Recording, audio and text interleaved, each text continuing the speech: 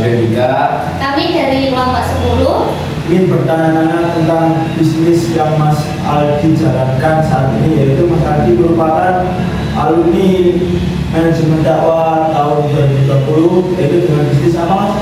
makanan, di bidang makanan, Gus Banana. Ya, Mas Banana. Dan saya dan kelompok 10 mau bertanya tentang bagaimana bisnis yang Anda jalani. Ini yang pertama yaitu bagaimana awal mula Mas Aldi menjalankan bisnis makanan tersebut. Langsung dia ini ya. Ya, Mas ada, ya? Mas. Sudah ya? Oke. Awal mula Gus Banana ya? Ya. Sebetulnya kalau di dalam bisnis, nah itu aku pertama kali jualan itu bukan Gus Banana. Itu awal pertama kali itu SMA. SMA itu aku jualan ikan hias. Jualan ikan hias, terus yo kirim-kirim biasanya jualan gitulah.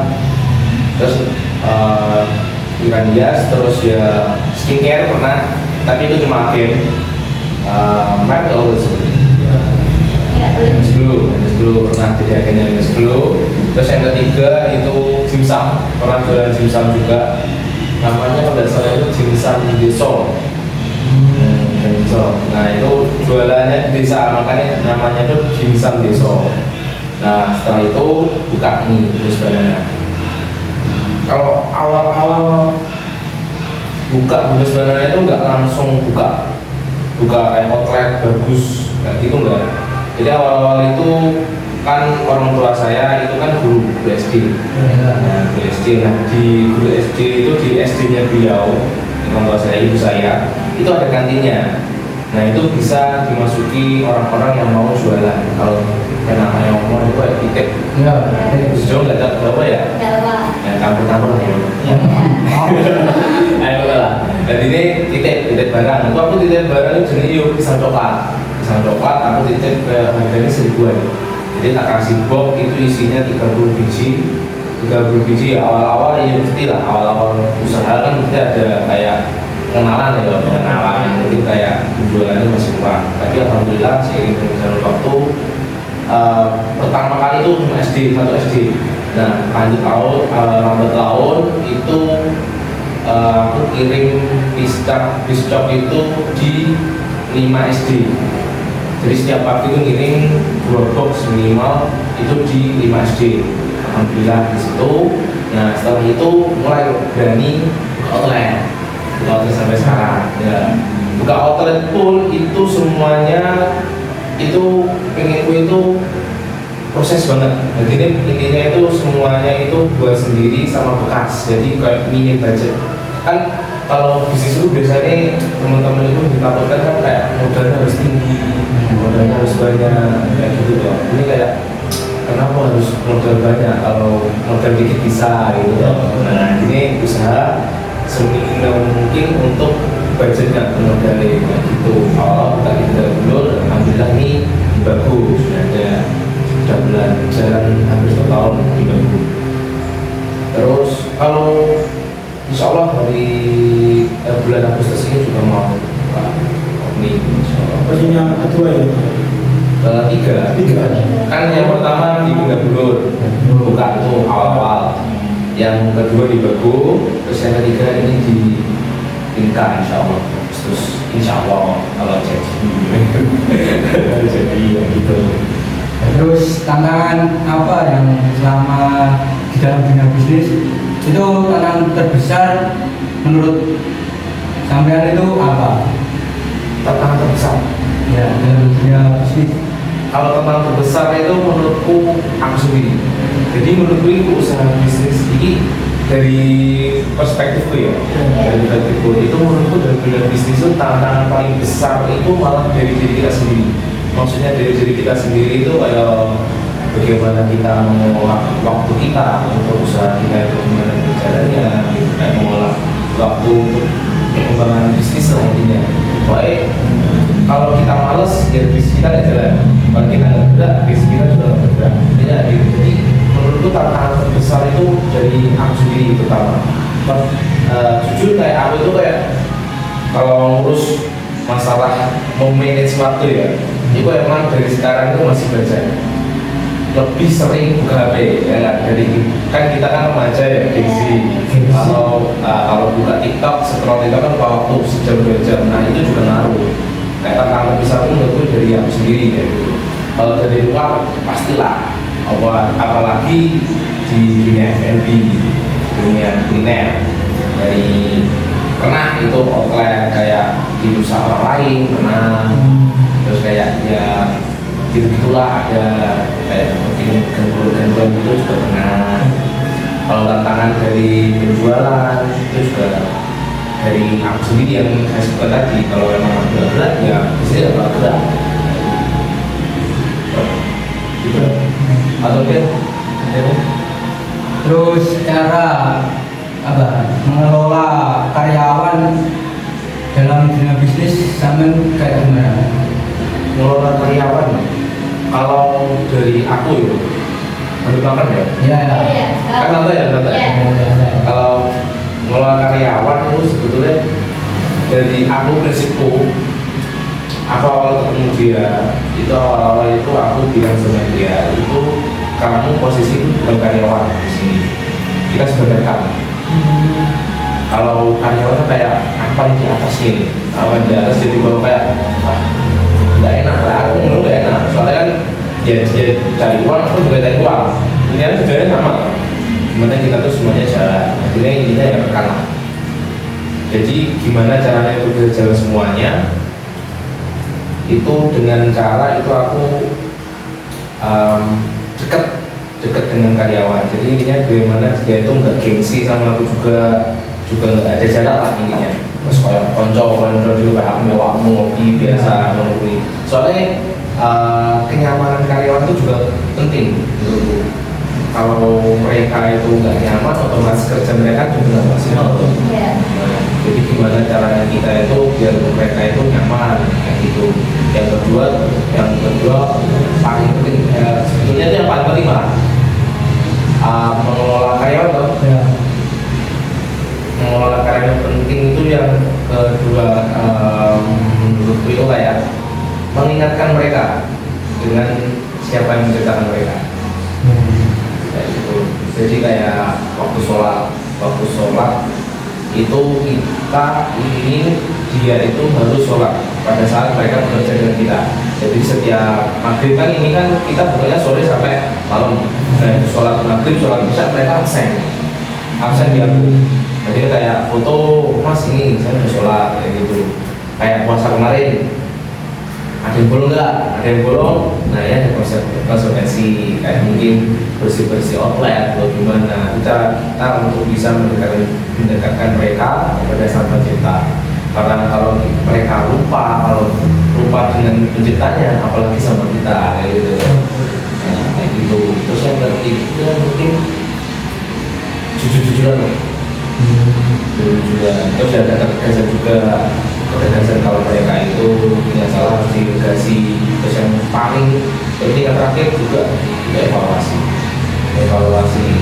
karyawan. Jadi setiap hari, mungkin setiap minggu kita tanyain apa keluhanmu, apa evaluasi menurutmu. Nah setelah itu kita evaluasi sama, kalau memang ada keluhan kita perbaiki sama-sama.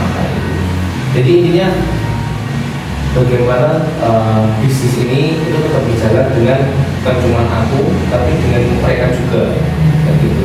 Soalnya kalau bisnis jalan kan juga mereka juga jalan, kayak bonus mereka jalan, kayak gaji mereka ya mungkin jalan, alhamdulillah mereka bisa tetap kerja gitu.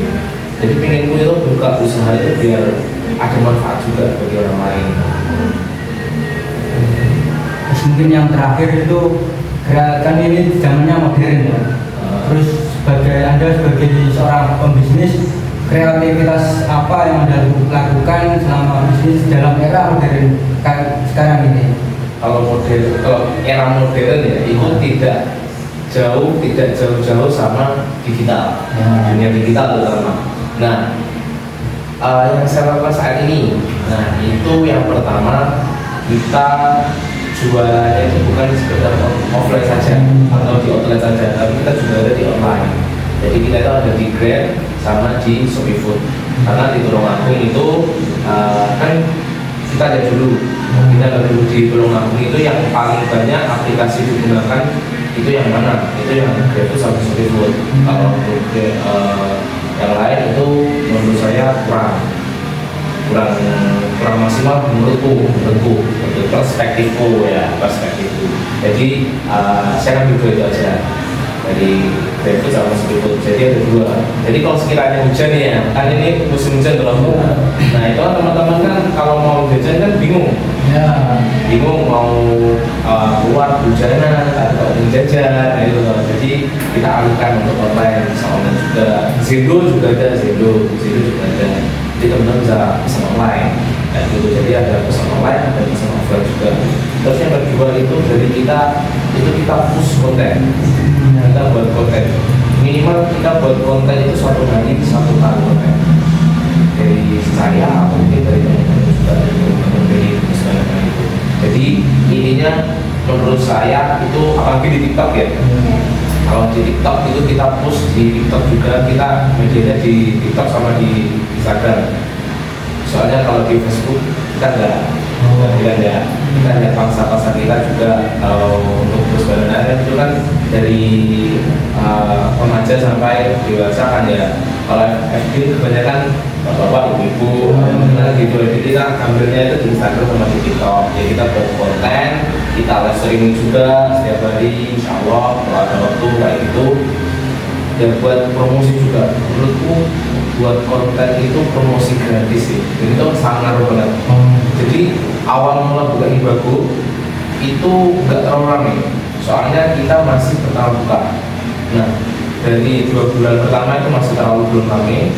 Setelah kita push konten, ada nih konten yang viral, langsung boom itu insya Allah berapa views ya? 88.000 views kalau nggak salah. Itu langsung boom, langsung banyak yang kontrak bagus. Kontrak bagus itu ramai banget. Sampai pernah itu kita satu hari itu nyetok 2 kali. Nyetok pisang sama nyetok pisang coklatnya. Soalnya sampai ramai banget gitu. Nah, sampai itu pernah orang Kediri itu pernah ke sini. Jadi dari Kediri langsung ke sini cari pisang ada. Bahkan ada yang dari Surabaya, tapi mereka dari Surabaya viralnya kan juga kan ini kan kalau konten TikTok itu enaknya gitu loh, nggak cuma di Tulungagung tapi di beberapa wilayah luas ya gitu loh, jadi nggak terbatas gitu. Nah, jadi makanya push konten itu emang keren banget di situ. Jadi buat konten juga, terus menarik pelanggan juga dari konten juga. Pokoknya kita kan mau lihat makanan, rekomendasi makanan Tulungagung kadang-kadang dari TikTok juga loh. Nah, makanya itu kita push konten di situ gitu. Boleh banyak lagi boys, mau kita makan apa aja? Ada. Bagaimana Anda memanage barang tersebut, misalnya itu stok barang sama manage keuangan itu gimana? Kalau manage keuangan, nah menurutku itu perlu banget kalau di usaha ya. Soalnya kalau usaha itu kalau keuangannya berantakan, kita kan nggak bisa berkembang. Pertama awal-awal aku keuangan itu manualnya pakai tulisan. Kan manual banget ya, kayak bapak ibu ya. Dulu kan manual banget. Nah manual cobalah pakai Excel. Formatnya bersendiri, lalu enak. Jadi keuangannya aku masih sendiri. Dari tim untuk keuangan masih aku sendiri. Jadi masih aku sendiri pakai Excel. Tapi lebih enak pakai Excel. Kayak formatnya kan benar loh. Nah itu kan keuangan terus kalau stok itu alhamdulillah kita udah di freezer. Udah ada freezer, alhamdulillah untuk menyimpan stok. Jadi kita itu buatnya itu satu kali bisa beberapa box untuk penyimpanan. Tapi harus juga di pasar penjualan. Kalau sekiranya penjualan itu agak sepi, ya kita kurangi gitu, biar stoknya itu biar tetap fresh. Gitu. Jadi kan kalau dikasih di freezer kan lebih fresh. Alhamdulillah disitulah kalau kita sudah punya freezer, penyimpanan yang bagus, aman. Kalau stok pisang kita ada memasok, alhamdulillah ada. Jadi kalau pisang habis tinggal kirim aja, alhamdulillah. Itu pesan-pesan buat orang-orang yang memulai Merintis. bisnis. Bisnis. Ya. Pesan-pesan. Kalau perintis sih, aku masih perintis ya. Masih perintis sih dalam ini, dalam posisi. Kalau dikatakan saya belum katek banget, belum katek banget, nervous banget ya waktu di wawancara itu. Terus gimana, masya Allah. Oh, kata-kata itu. Apa masih ada? Pesan-pesan. Pesan-pesan.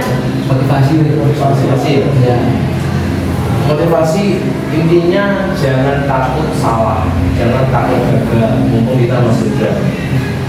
Jangan takut gagal, jangan takut salah. Kalau kalian gagal ya udah bawa itu pelajaran. Ya, pengalaman gagal itu menurutku guru yang paling terbaik. Gagal itu adalah guru yang paling terbaik. Jadi kalau kalian gagal nggak mau salah. Kalau menurutmu usaha bisnis itu remeh, menurutku enggak. Karena Rasulullah pun itu juga bisnis. Ya, Jual juga. Jadi kalau kita mau beribadah ya bisnis juga termasuk beribadah. Kan sunnah Rasul kayak gitu loh. Nah, kayak gitu. Jadi menurutku jangan takut salah, jangan takut gagal, dan jangan takut untuk keluar di zona nyaman kalian. Karena jujur pertama jualan di baru itu aku takut banget. Kayak ayo gak yo, apa sih gak yo, kayak gitu. Nah, di sepeda ya. Karena orang kayak di konten itu kayak orang tua yang tanyain, kenapa gak jualan? Ya saya butuh uang, nanti ada yang beli. Kalau jual, kalau ada yang jual, maka ada yang beli. Dan mereka juga kan apa ya, PD. Dan mereka itu gimana ya, yakin bahwa Allah itu masih rezeki ke kita juga gitu.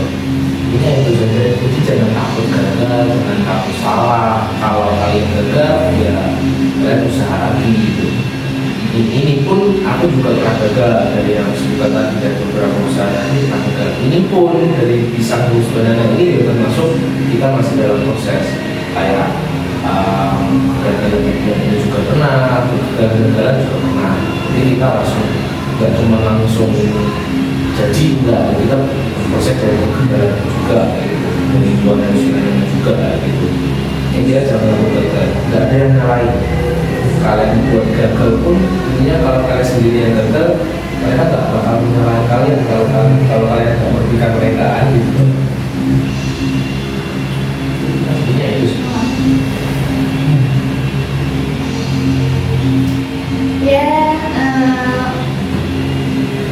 cukup ya Mas ya untuk kita bertanya terkait bisnis ya. Kita juga berterima kasih Mas sudah meluangkan waktu untuk kami. Aku juga berterima kasih banget ya. Iya. Pertama kali. Pertama kali. Alhamdulillah. Ya, jangan lupa pamit. Ya. Jangan lupa pamit. Jangan lupa mampir ya. Jangan lupa pamit MD terutama. MD ya, ini pakai MD ya. Jangan lupa pamit. Jangan lupa pamit. Betul ya? Ya. Ya, teman-teman jangan lupa mampir di outletnya Mas Aldi Bagus deket toh.